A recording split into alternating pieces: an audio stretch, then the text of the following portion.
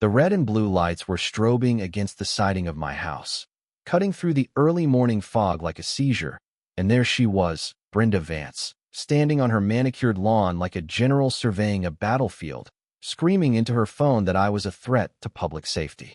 5 police cruisers, 5, had swarmed my driveway, officers with hands hovering near their holsters, adrenaline pumping, all because I was loading a cardboard box into a rental truck. I stood there, holding a crate of kitchenware, watching this woman, this tyrant in a pastel tracksuit, gesturing wildly at me, her voice shrill enough to curdle milk, telling dispatch that I was fleeing the scene of multiple violations. The air smelled of diesel fumes and Brenda's perfume, a cloying, chemical floral scent that stuck to the back of your throat like hairspray. And the irony was so thick I could taste it. She thought she was calling the cops on a defeated man running away from her kingdom, but what she didn't know, what she couldn't possibly comprehend in her narrow, power-drunk little world, was that I wasn't running away. I was merely rearranging the furniture because 10 minutes ago, the deed recorded at the county clerk's office confirmed that I didn't just own my house. I owned hers. I owned the neighbors. I owned the entire damn block. She was screaming at her new landlord. Let's rewind. Let's go back 18 months before the lights and the sirens, back to when I was just Arthur, a 50-something systems analyst who liked quiet mornings and followed rules to a fault. My life had imploded 2 years prior when my wife, Elena, passed away from ovarian cancer, leaving me in a house that felt too big, too full of echoes, and too empty of life. I was drifting, a ghost in my own existence, until I found Oakwood Enclave, a pristine little development just outside of Nashville. 22 homes, perfectly spaced, quiet, the kind of place that sells you on the dream of peace, of golden years spent reading on the porch. I bought a 3-bedroom ranch, thinking this was it, the place where I'd heal, eventually moving my elderly father, Hank, in with me so we could be 2 lonely men keeping each other company. The first week was bliss, the smell of fresh-cut grass and optimism, but that illusion shattered on day 23 when Brenda Vance knocked on my door.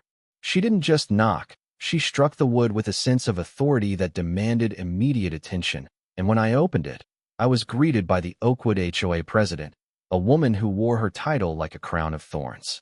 She shoved a binder into my chest, the welcome packet, which was really a 40-page manifesto of control, listing regulations on everything from the specific shade of mulch allowed, midnight brown only, to the prohibition of visible trash cans outside of a 2-hour window on Tuesdays.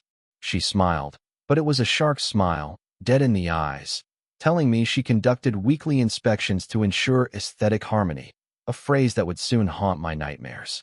I played along at first, still in the fog of grief, just wanting to be left alone, but then the notices started arriving, taped to my front door at dawn like scarlet letters.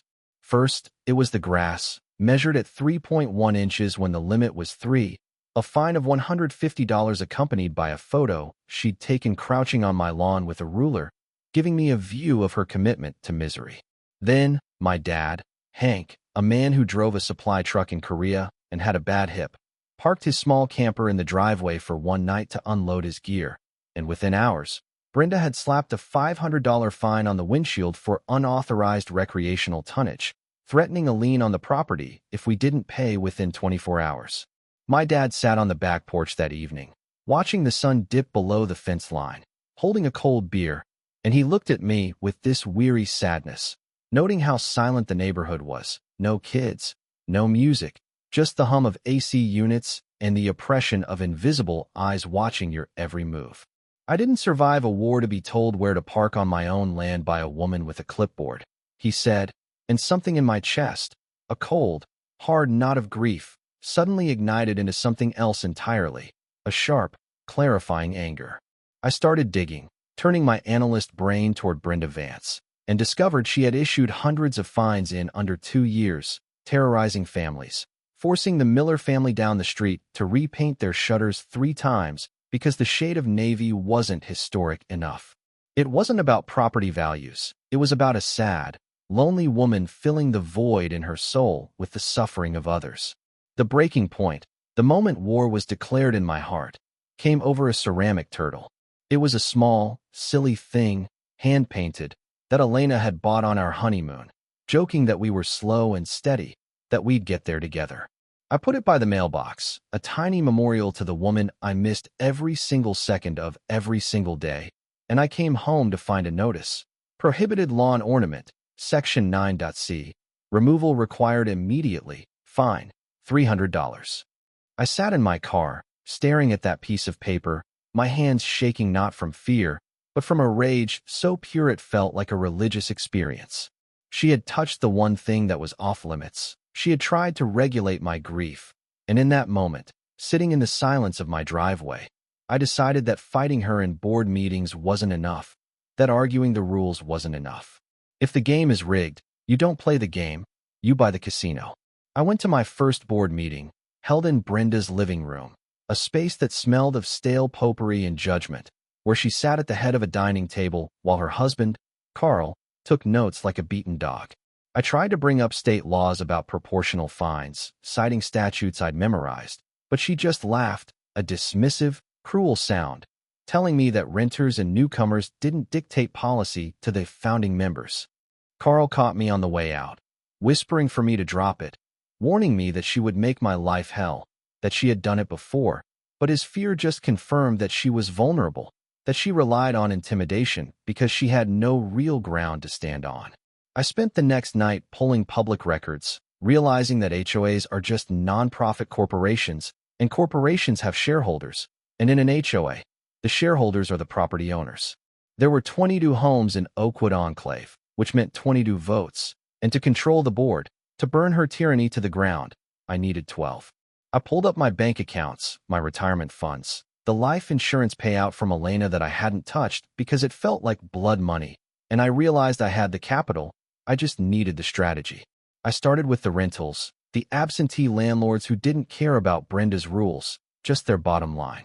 I approached a guy in Texas who owned a duplex on the corner, offering him 20 grand over market value for a quick close, cash, no inspections. He signed the papers in 48 hours. Brenda didn't notice, not at first, because I bought it under an LLC named Blue Sky Holdings, a faceless entity she couldn't trace back to me. 1 down, 11 to go. The paranoia set in for Brenda around month 7. A creeping suspicion that the neighborhood was shifting beneath her feet, though she couldn't see the strings I was pulling. I had installed a tenant in the duplex, a sharp young paralegal named Leo who needed a place to stay and hated bullies almost as much as I did. Leo became my eyes and ears, attending the meetings I boycotted, texting me play-by-plays of Brenda's escalating madness. She sensed she was losing grip, so she tightened the noose, passing emergency rules to penalize rental properties, trying to bleed out the investors, not realizing that every fine she levied just made the owners more desperate to sell to me. I moved like a shadow, picking off the weaklings, the desperate, the broken. I found a foreclosure, a ranch-style house owned by a bank that just wanted it off their books, bought it. I found a divorcing couple who needed to liquidate assets fast, bought it. I used a different LLC for every purchase. Red Oak LLC, Sunrise Properties, Tennessee Holdings, creating a web of corporate confusion that Brenda hired a cheap private investigator to untangle, only for the guy to hit dead ends at registered agent offices in Delaware. By month 9, I controlled 10 properties, 45% of the vote, and the atmosphere in Oakwood Enclave had turned toxic. Brenda, frantic and feeling the pressure of an invisible enemy, convinced the board to liquidate the community assets, the playground equipment, the picnic benches, selling them for scrap to raise money for a legal defense fund against the corporate invaders Imagine we're coming for her. Leo told me she was dismantling the neighborhood to save it, a scorched earth policy that only fueled my resolve. I needed 2 more houses, just 2, to tip the scale to 51%. I targeted the victims she had hurt the most. Mrs. Higgins, an 80-year-old widow who lived on a fixed income, was Brenda's favorite target, racking up thousands in fines for a bird feeder that violated wildlife attraction protocols. I went to her house, sat in her kitchen drinking tea that tasted like comfort and sadness, and listened to her weep about losing her home. I made her an offer she couldn't believe, full asking price plus moving expenses, and the look of relief on her face, the way her shoulders dropped 3 inches, was worth more than any investment return. 11 houses. Then came the Gupta family. Mr. Gupta was an accountant, a quiet man who had been forced to repaint his trim twice. I approached him at a gloomy neighborhood barbecue, showing him my spreadsheet on my phone, the map of the neighborhood turning blue with my acquisitions. He looked at me, then at the map, and whispered, "You're executing a hostile takeover of the HOA." I nodded. He smiled, a slow, dangerous smile, and said, "I want to help. I have access to the books." I was temporary treasurer for 2 months while Carl was in surgery. Gupta handed me a file a few days later that blew the lid off everything. It wasn't just power Brenda was after, it was profit. The bank statements showed transfers, tens of thousands of dollars, moving from the HOA operating account to a shell company called Vance Ventures, registered to Brenda's maiden name. Consulting fees, management fees, and worse, kickbacks from a construction firm, Miller & Sons, owned by her brother-in-law, inflating repair costs by 40% and splitting the difference. It was embezzlement, plain and simple, a felony wrapped in a beige bylaws binder. We had her. We had the votes, we had the evidence, and we had the moral high ground. But I didn't want to just arrest her. I wanted to dismantle her power structure publicly. I wanted the neighbors, the ones she had terrified into silence, to see the wizard behind the curtain. I scheduled the annual election meeting, using my majority voting power to force it onto the calendar, disregarding her attempts to cancel it. The tension in the days leading up to the election was physical, a static charge in the air. Brenda sent out letters threatening lawsuits, claiming a conspiracy, trying to bankrupt the spirit of the community. We formed a resistance group on Facebook, The Truth About Oakwood, sharing the stories of her abuse, the photos of the ridiculous fines, and for the first time, people started talking. They realized they weren't alone. They realized their neighbor wasn't the enemy. The woman in the pastel tracksuit was. On the morning of the election, a local reporter named Jessica, whom we'd tipped off, dropped a bombshell article in the county paper. HOA president accused of embezzlement and fraud. It detailed everything: the fake invoices, the shell companies, the history of liens placed on homes that had already paid their fines. Brenda's phone must have melted from the notifications. She tried to postpone the meeting, citing legal counsel.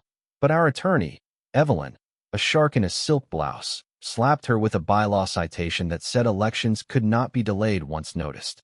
I walked into the community center that night carrying a box of files, my heart hammering against my ribs not from fear, but from the anticipation of justice. Brenda was there, looking haggard, her makeup applied with a heavy hand to cover the stress lines, screaming at the facility manager that the room was double booked. I walked up behind her, slapped my rental agreement on the counter, and said, "No mistake, Brenda. I rented the room. I own the room. See you at 7. The community center was packed, standing room only, a sea of anxious faces, 38 neighbors who had spent years living in fear of a letter in their mailbox.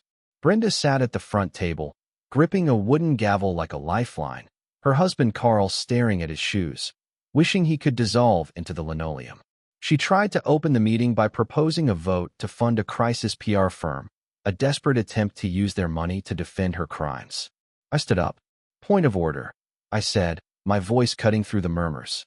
Brenda sneered. "Sit down. You're not a board member." "No," I replied, walking toward the front, hooking my laptop into the projector system. "But I am the majority shareholder." The screen flickered to life, displaying a map of Oakwood Enclave, 12 houses highlighted in bright, electric blue.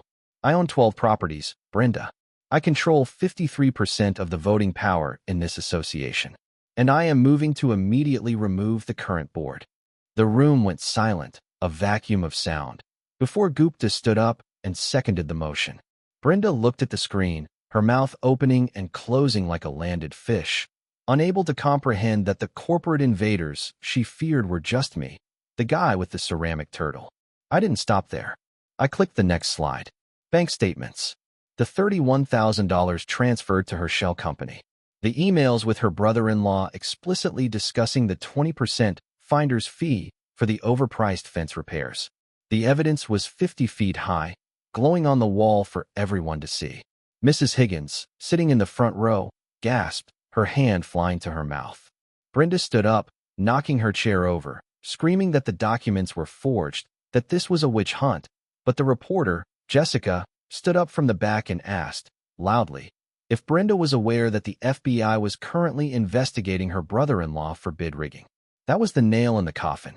Carl gathered his papers and walked out, leaving her alone at the table. The vote was a formality. Hands shot up in the air, a forest of limbs voting for freedom. I was elected president.